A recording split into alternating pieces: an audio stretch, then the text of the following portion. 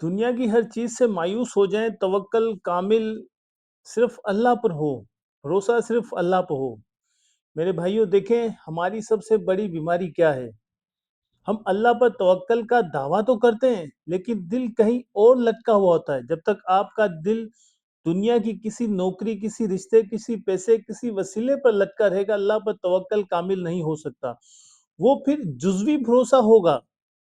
ہم کہتے ہیں نا یار، ایک تیرا سہارا اور ایک اللہ کا سہارا۔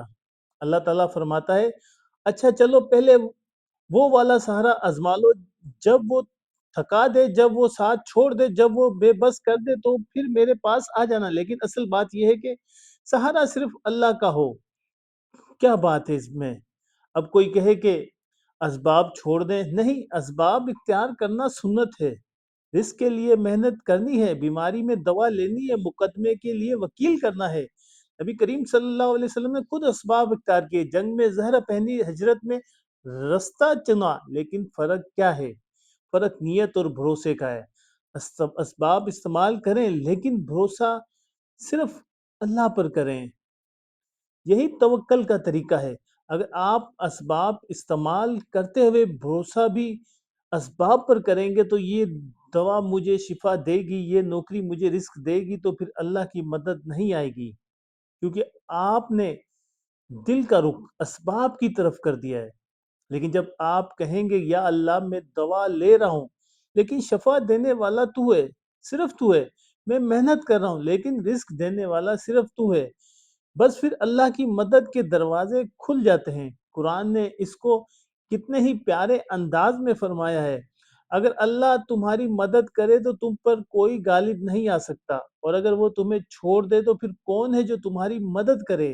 اور مومنوں کو چاہیے کہ وہ اللہ ہی پر بھروسہ کریں۔ مومنوں کو چاہیے کہ وہ اللہ پر بھروسہ کریں۔ ذرا سوچئے، بادشاہ بھی تو، فوج بھی، پیسہ بھی ہو، اگر اللہ ساتھ نہ دے تو سب بیکار ہیں۔ اور دوسری طرف ایک شخص کچھ بھی نہ ہو لیکن اس کے ساتھ ہو تو دنیا کی کوئی بھی چیز اس کا بال بیکا نہیں کر سکتی، صرف اس کے ساتھ اللہ ہو۔ قرآن میں جہاں بھی توکل کا ذکر آیا ہے، اللہ نے اسلوب یہی رکھا ہے، کہیں نہیں کہا کہ اسباب پر بھروسہ کرو، فرمایا اور مومنوں کو چاہیے کہ وہ اللہ ہی پر بھروسہ کریں، اس بات پر اڑے رہیں کہ اللہ ہی پر بھروسہ ہو۔ حضرت ابراہیم علیہ السلام کو جب آگ میں ڈالا گیا تو اسباب ختم ہو گئے تھے، لیکن انہوں نے کہا حسب اللہ و نعم الوکیل، میرے لیے اللہ ہی کافی ہے۔ نتیجہ کیا نکلا؟ آگ گلزار بن گئی۔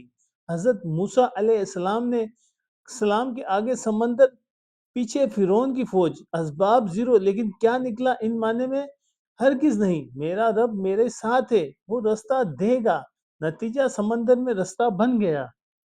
اس لیے میرے بھائی، اگر آپ کا بھروسہ جزوی ہوگا تو نتیجہ بھی جزوی ملے گا، آدھا دل ادھر آدھا دل ادھر۔ اگر بھروسہ کامل ہوگا تو پورا اللہ کے سپرد کر دیں تو اللہ کے انعام بھی کامل ہوں گے۔ آخر میں بس یہ یاد رکھیں، اسباب ہاتھ میں ہو لیکن نظر اللہ پر ہو، محنت کریں لیکن امید اللہ سے رکھیں، پلان بنائیں لیکن فیصلہ اللہ پر چھوڑ دیں، اللہ پر بھروسہ کر لیں، باقی وہ خود سنبھال لے گا انشاءاللہ۔ مجھے اپنی دعاؤں میں یاد رکھیں، اور مجھے آپ کے تعاون کی اشد ضرورت ہے۔ مجھے میرے چینل کے ساتھ تعاون کریں۔ السلام علیکم۔